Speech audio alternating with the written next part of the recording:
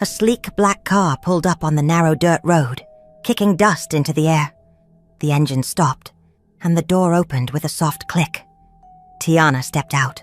Her heels sank slightly into the soft ground. The village was quiet. Chickens scattered. Children paused their play. Market women lifted their heads, squinting in confusion. No one dressed like this. No one looked like this. Tiana wore a long designer gown, her silky brown hair flowing over her shoulders. One hand held her purse. The other rested protectively over her belly. She took a slow breath, eyes scanning the village.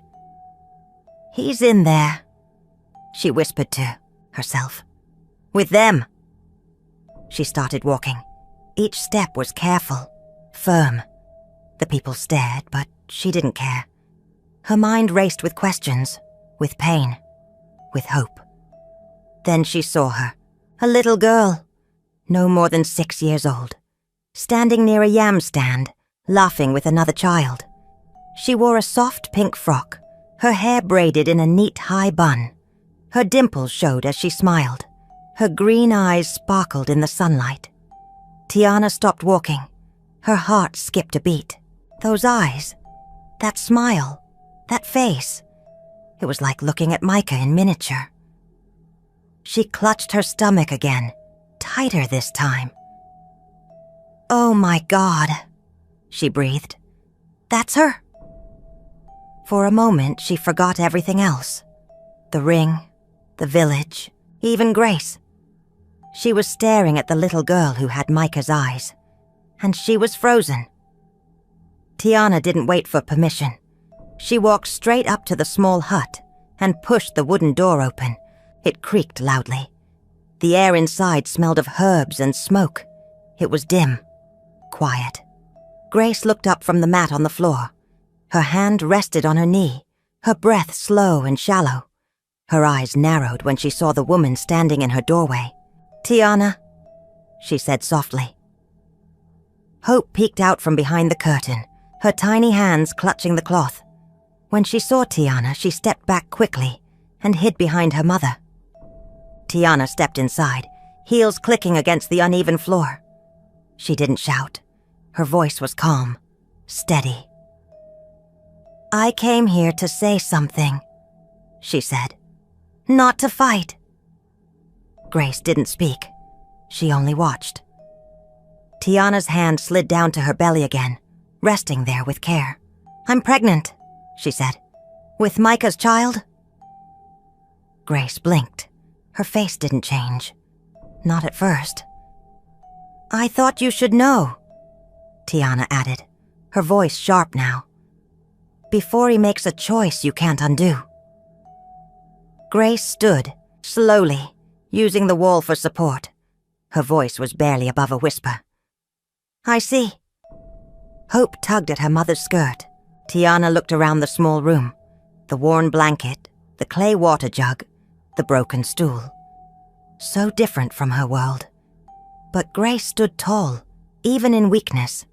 And Tiana still felt unsure. There were no screams, just silence, thick and heavy. Grace didn't raise her voice. She didn't move forward. She didn't flinch. She looked at Tiana with steady eyes. "I raised my child alone," she said, calm and clear. "If you have to, so will you." Her words cut through the silence like a blade wrapped in silk. Tiana opened her mouth, but nothing came out. She wasn't ready for that answer. She expected anger, jealousy, fear. But Grace gave her something else. Strength. Hope peeked up at her mother again.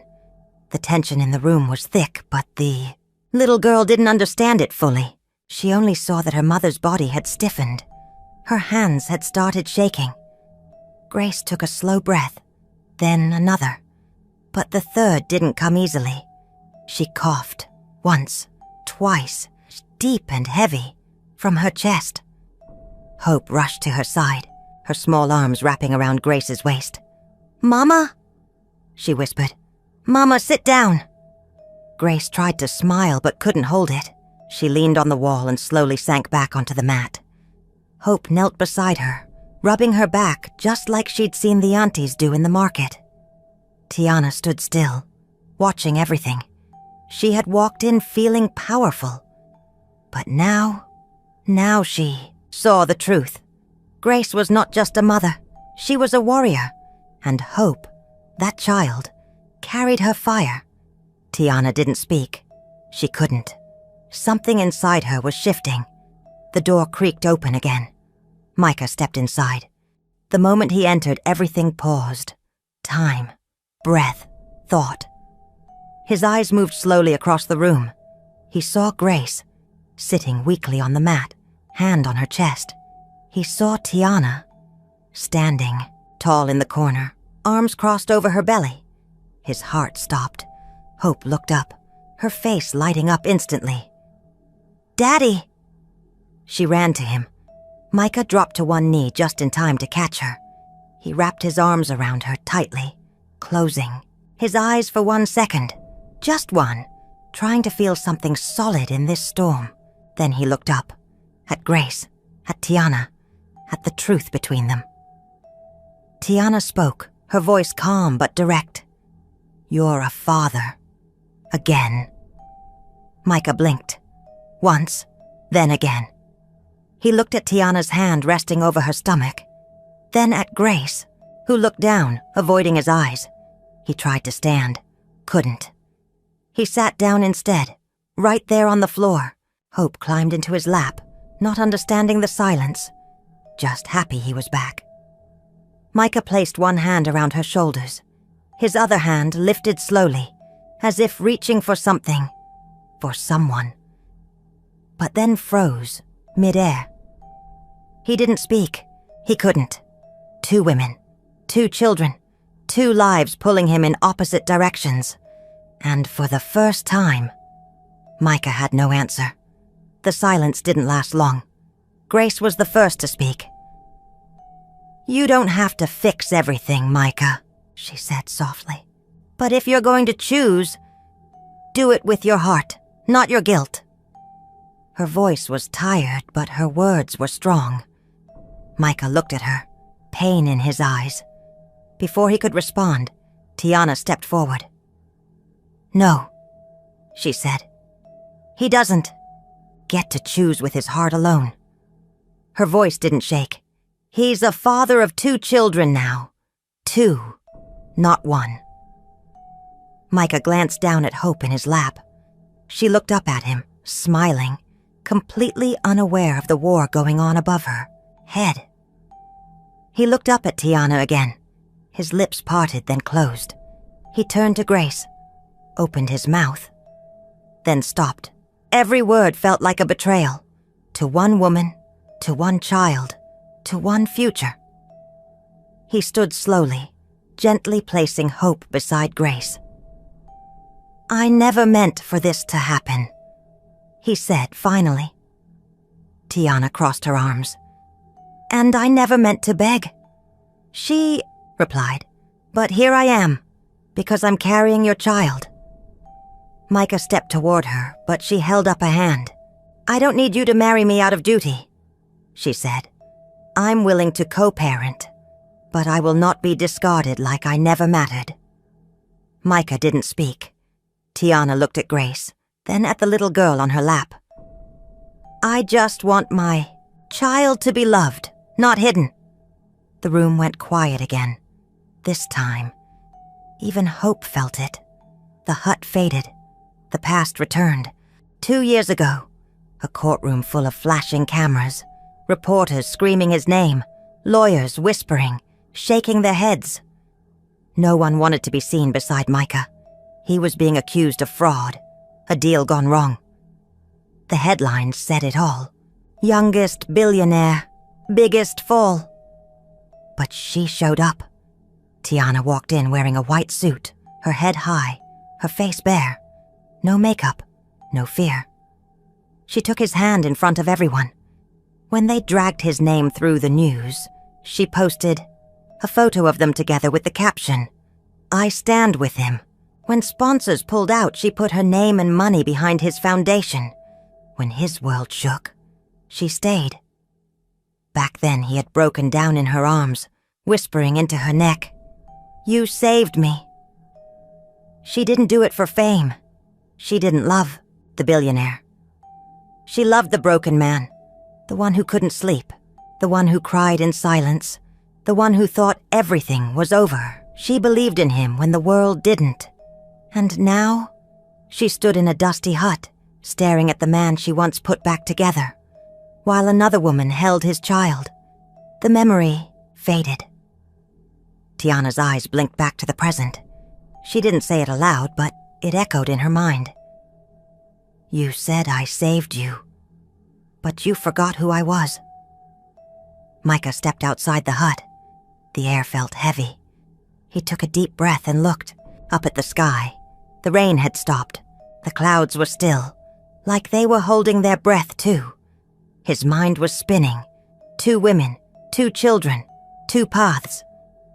He walked a few steps forward, needing space, needing silence. That's when he saw them. At the edge of the village, a boy, about 7, was chasing a soccer ball barefoot. Laughing, his father stood nearby, clapping and calling out, "Good kick! Try again!" The boy turned and ran straight into his father's arms. Micah froze. His throat tightened. He remembered something. A voice from his childhood. His own father's voice. "One day, you'll be a man who carries something bigger than money." Micah glanced down at his wrist. The watch gleamed. Black leather strap, gold rim. His father's last gift before passing. For years it reminded him to build an empire. Now, it reminded him what he could lose. Slowly he unbuckled it. He held it in his palm. Watched the second hand move. Like a heart beating in metal.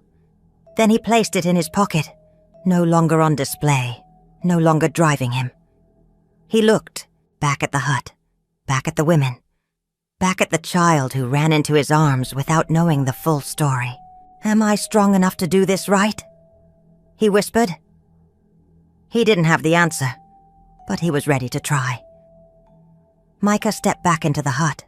His face was different now, softer, clearer, like a storm had passed inside him. He didn't speak right away. He looked at Grace, then at Tiana, then at Hope, who sat quietly near her mother's lap. "I need you both to sit," he said gently. They did. The air was still. No raised voices, just hearts beating. Micah stood in front of them, hands by his sides, voice steady. "I will be a father to both children," he said. "I will love them, support them, protect them. That's my duty, and my choice."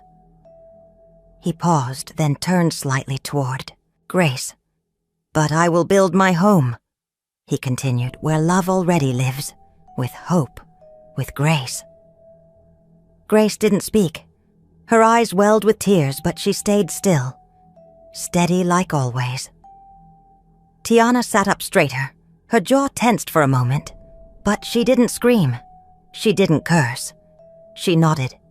Then she stood, slowly brushing her gown down with her hand. Her voice was low, but firm. "Then give my child your name," she said. "Not your silence." Micah blinked. Tiana looked him in the eye, calm and proud.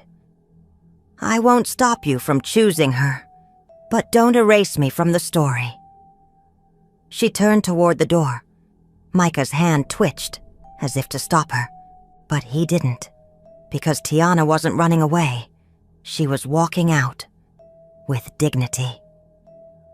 Tiana walked slowly down the dirt path, the same one she had arrived on with fire in her chest. But now, her hands rested gently over her belly. Her eyes didn't burn, they shimmered. The sleek black car waited at the edge of the road. The driver stepped out, ready to open the door. Tiana paused. She turned around. Grace had stepped out of the hut. She stood barefoot on the step, arms crossed over her waist, wind brushing through her loose hair. Their eyes met. No one spoke for a moment. Then Grace said, her voice soft but sure, You'll never be alone. We are not rivals. We are mothers." Tiana didn't smile, but her eyes softened. She gave a slow nod. And in that second, something passed between them. Not friendship, not forgiveness, but respect. The kind only two women who've walked through fire can give each other. Tiana turned back to the car. She slid inside, closed the door, and the engine started. As the car disappeared into the horizon, Micah stepped out beside Grace. Hope ran out and wrapped herself around his leg. He picked her up with one arm and pulled Grace close with the other. He didn't look back. He looked ahead. And with a voice full of truth, he whispered, "This time, I'm staying." Do you think Tiana was treated fairly? Should she accept Micah's decision or start a new life on her own terms? Drop your thoughts in the comments. We want to hear what you think.